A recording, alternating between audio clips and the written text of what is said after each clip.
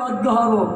ইন্নাল মুনাফিকিনা ওয়াল মুনাফিকুন, যারা রাসূলুল্লাহ সাল্লাল্লাহু আলাইহি ওয়াসাল্লামের উম্মতের উপরে যারা শত্রুতা করে, যারা কটূক্তি করে, তারা মানুষ নয়, তারা হলো জালিম জালিম জালিম।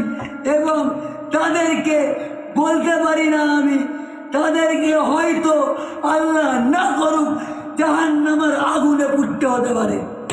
এখনো সময় রয়েছে, আপনি আপনার ভুলকে শুধরে নিয়ে আপনি আপনার পরিবর্তনে চলে আসুন। এসে আপনি আপনার হেদায়েত প্রাপ্ত বান্দা তৈরি হন।